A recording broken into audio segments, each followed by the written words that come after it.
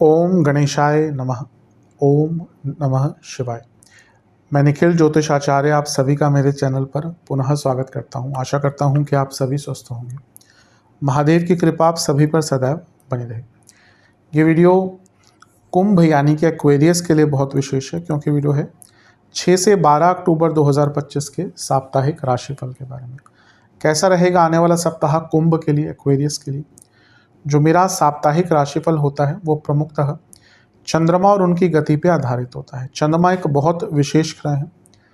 चंद्रमा की विशेषताओं की अगर हम चर्चा करें तो बहुत होती है, लेकिन जब हम साप्ताहिक राशिफल की बात कर रहे हैं तो पहला तो उनकी तेज गति, दूसरा उनका मन का कारक होना, और तीसरा उनकी ये क्वालिटी कि वह जिस भी भाव, जिस भी राशि, जिस भी ग्रह के साथ संबंध संपर्क बनाते हैं उसको बहुत एक्टिवेट कर देते हैं। इन सभी कारणों से चंद्रमा का जो गोचर है वो बहुत महत्वपूर्ण हो जाता है। चंद्रमा के गोचर के कारण हमारे मन, मस्तिष्क, विचार, भाव, स्वभाव, day to day activities, mood, इस पर बहुत इम्पैक्ट पड़ता है। और इसको समझने के लिए साप्ताहिक राशिफल बहुत इंपॉर्टेंट होता है। क्या प्रभाव रहेगा इस गोचर का? इस अंधकारमय जीवन में ज्योतिष एकमात्र विद्या है जो हमें थोड़ा गाइड कर सकती है। भले ही ये राशिफल सामान्य आधार पर दिए जाएं, लेकिन एक जनरल गाइडेंस के लिए बहुत उपयोगी होते हैं। यदि आपकी लग्न राशि या चंद्र राशि कुंभ है, दोनों ही गाइडेंस के लिए देख सकते हैं राशिफल को। जहाँ से आपको ज़्यादा सूट और रिलेट करता है वहाँ से देखिए। व्यक्तिगत तौर पे मेरा मानना है लग्न से देखेंगे तो अच्छा, इनकेस नहीं पता तो चंद्र राशि से भी इसको देख सकते हैं। शुरू करते हैं। चंद्रमा आपके धन स्थान यानी कि मीन में आ जाएंगे 6 तारीख को सुबह के 1 बजे, और 8 तारीख सुबह के 2 तक यहीं पर रहेंगे। चंद्रमा का धन स्थान में आना बहुत अच्छा होता है। यहाँ पर वो लग्नेश के साथ हैं और वो खुद अर्थ त्रिकोण के स्वामी हैं और अर्थ त्रिकोण में आ रहे हैं। ये बहुत श्रेष्ठ है। और सूर्य का प्रभाव भी है, तो पूर्णिमा युक्त है चंद्रमा। तो धन के दृष्टिकोण से ये समय बहुत अच्छा है। कुछ धन का काम अटक रहा था, धन से संबंधित कार्य अटक रहा था, वो पूर्ण हो जाएगा। गुरु से केंद्र में है तो गजकेसरी योग भी बन रहा है, ये भी श्रेष्ठ है। भाग्य का भी साथ मिलता है और कहीं ना कहीं व्यक्ति को आगे बढ़ने के लिए नए रास्ते भी प्राप्त होते हैं, स्पेशली धन के संबंध में। और यहाँ पर अगर हम देखें तो शनि जो है वो खुद 12वें घर के स्वामी भी हैं, तो विदेश से पैसा आने के योग भी बन जाते हैं। 6ठे घर के स्वामी चंद्रमा, यानी कि कार्य क्षेत्र में भी कुछ प्रॉब्लम्स आ रही थी, उनको भी यहाँ पे सुधारा जा सकता है। तो ये सारी चीज़ें तो अच्छी हैं, लेकिन सूर्य की दृष्टि है, पूर्णिमा योग बन रहा है। लेकिन ये जो पूर्णिमा योग है ये तब बन रहा है जब शनि के साथ है चंद्रमा। भले ही शनि लग्नेश है, लेकिन विष दोष तो बनाएंगे। इसलिए हफ्ते के शुरुआती भाग में आपको अपनी वाणी पर बहुत कंट्रोल करना है। कुटुंब में थोड़े झगड़े हो सकते हैं, और क्योंकि शनि का स्वामित्व 12वें घर का भी है तो थोड़े खर्चे भी आपके यहाँ पर बढ़ सकते हैं। तो इन सब चीज़ों पर बहुत नियंत्रण रखेगा। अदरवाइज़ देखा जाए जो हफ्ते का शुरुआती भाग है आपके लिए काफ़ी अच्छा, काफ़ी श्रेष्ठ दिख रहा है धन के दृष्टिकोण से। विदेश संबंधित कुछ कार्य अगर आपके अटक रहे थे उनको भी पूर्ण करने में मदद यहाँ पे आपको प्राप्त होगी। नवांश कुंडली बता रही है कि थोड़ा अपने ऊपर विश्वास रखिएगा और लोगों से आराम से बातचीत कीजिएगा। दशांश कुंडली कार्य क्षेत्र में एकदम फ्लो के साथ काम करने की कोशिश कीजिए। कुछ भी अटका तो काम बहुत अटकेंगे। बिजनेस थोड़ा अथॉरिटी लाइए, अभी लगता है कि आपकी अथॉरिटी कम है। लव लाइफ एक्सेप्टेंस की बहुत इंपॉर्टेंस होती है आजकल, और अगर आपके अंदर एक्सेप्टेंस है पार्टनर को लेकर तो बहुत अच्छा है। वैवाहिक जीवन थोड़ा अपने मन को शांत कीजिए और पुरानी चीज़ों को क्लियर कीजिए। अभी लगता है कि पुरानी ही बहुत सारी आप दोनों के बीच में बातें हैं जो क्लियर नहीं हो रही, इसलिए चीज़ें और ख़राब होती जा रही हैं। स्टूडेंट्स की जहाँ तक बात है, थोड़ा सा अपने आप को अपलिफ्ट कीजिए, अपने चीज़ों को सुधारिए, अपने स्टैंडर्ड को हाई कीजिए। सेहत के दृष्टिकोण से इन्फेक्शंस, नसों की प्रॉब्लम, आंखों की दिक्कत, दांतों की दिक्कत, हड्डियों की प्रॉब्लम भी तंग कर सकती है। सर्वाष्टक में आपका 6ठा घर बली है।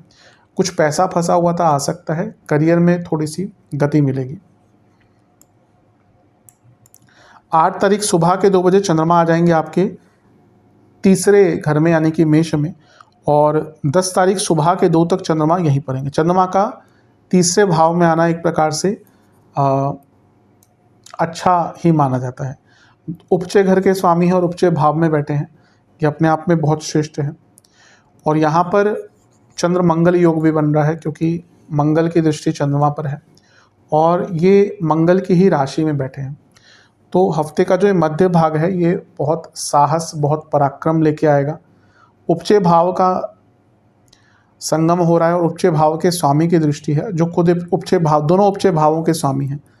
ये गति वाला समय है, यहाँ पे बहुत गति मिलेगी आपको जीवन में, भाग्य का भी साथ मिलेगा, कर्मठता भी रहेगी और अपनी प्रॉब्लम्स को सॉल्व भी कर पाएंगे। कोई लीगल मैटर फंसा हुआ था, बिजनेस में कुछ अटक रहा था, कार्यक्षेत्र में कुछ समझ नहीं आ रहा था, इन सब चीज़ों के लिए जो हफ्ते का मध्य भाग है बहुत अच्छा है, बहुत श्रेष्ठ है, इसका लाभ उठाइएगा। बुध की दृष्टि भी है जो लक्ष्मी स्थान के स्वामी हैं और लक्ष्मी स्थान में बैठे हैं, कि भी पैसा दिख रहा है, और अष्टमेश भी है बुध, यानी कि अचानक से धन प्राप्ति। बस ध्यान ही देना कि बुध का प्रभाव कन्फ्यूजन क्रिएट करता है चंद्रमा पर, और मंगल अग्नि तत्व, केतु अग्नि तत्व, मेष अग्नि तत्व, एग्रेशन रहेगा। और तीसरे घर पर प्रभाव है, तो अपने कम्युनिकेशन पर थोड़ा ध्यान दीजिएगा, क्योंकि आपकी वाणी में, आपकी कम्युनिकेशन में उग्रता झलकेगी और उसके कारण दिक्कत हो सकती है। भाई बहनों से भी झगड़े हो सकते हैं। नवांश कुंडली बता रही है, जैसे मैंने अभी कहा थोड़ी देर पहले, कम्युनिकेशन पर ध्यान देना पड़ेगा। दशांश कुंडली, कार्य क्षेत्र में थोड़ा शांत रहिएगा, कम बोलेगा। बिजनेस की जहाँ तक बात है, कमिटमेंट पर काम कीजिए। कर बहुत कुछ सकते हैं, लेकिन आपकी कमिटमेंट इश्यूज़ हैं। लव लाइफ, आगे बढ़िए, कहीं ना कहीं पुरानी चीज़ों को छोड़ना पड़ेगा। रिलेशनशिप में स्टैग्नेशन आ चुका है। वैवाहिक जीवन, मन में कुछ बात है, डिस्कस कीजिए, हिम्मत निकालिए और डिस्कस कीजिए। स्टूडेंट्स, आपको थोड़ा बहुत अपने लाइफस्टाइल को चेंज करना पड़ेगा। अभी ये लग रहा है कि आपका लाइफस्टाइल ही बहुत ख़राब हो चुका है, जिसके कारण जो पोटेंशियल है वहाँ तक नहीं पहुँच पा रहे। सेहत की जहाँ तक बात है, बीपी की प्रॉब्लम और जिनको डायबिटीज़ है उनकी परेशानी बढ़ेगी। गले के रोग भी तंग करेंगे। सर्वाष्टक में आपका छठा घर ही बली है।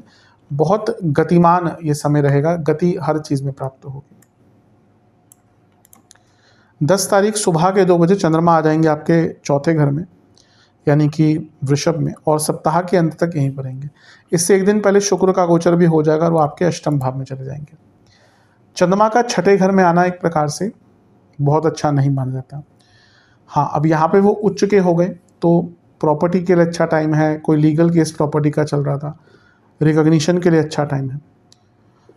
मंगल की दृष्टि अभी भी है, मंगल दशमेश है, त्रियेश है, गति अभी भी मिलेगी, कार्य अभी भी बनेंगे, भाग्य का साथ अभी भी मिलेगा। तो फिर बुरा क्या है?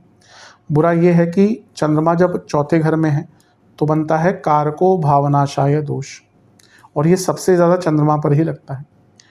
और शनि का प्रभाव भी है, मंगल का प्रभाव भी है।